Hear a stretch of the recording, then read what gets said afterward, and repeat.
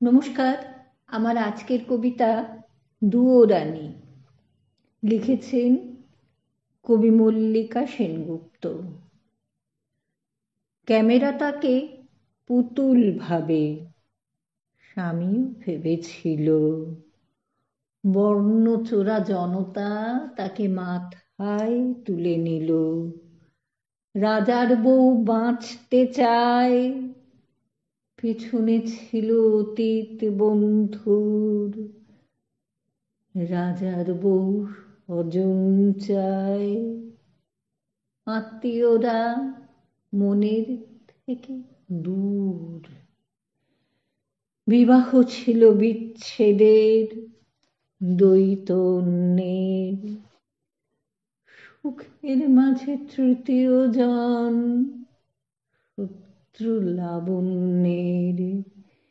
প্রেমের খোঁজে হন্যে মেয়ে, প্রেমিক প্রতারক।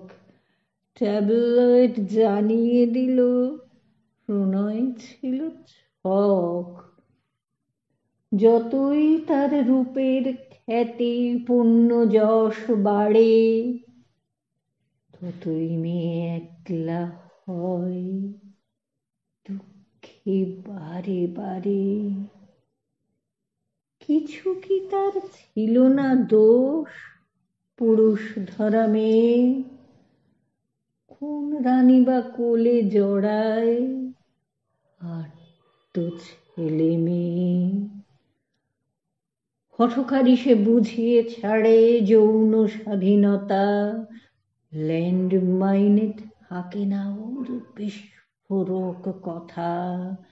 ডাইনাসাই ডাইনাসলাই, নিন্দা তলে তলে। কন্যা তবু কুষ্ঠ খায়ে, হাত বুলিয়ে চলে। রাজার বাড়ি বন্দিশালা, শেকল ভাঙা রানী। বিদ্রোহের প্রতীক ছিল, তাই কি দুয়ো রানী? অনেক রূপ, অনেক টাকা, অনেক হৃৎস্পন্দ, তবু তার সুখের ঘরে লোহার তালা বন্ধ।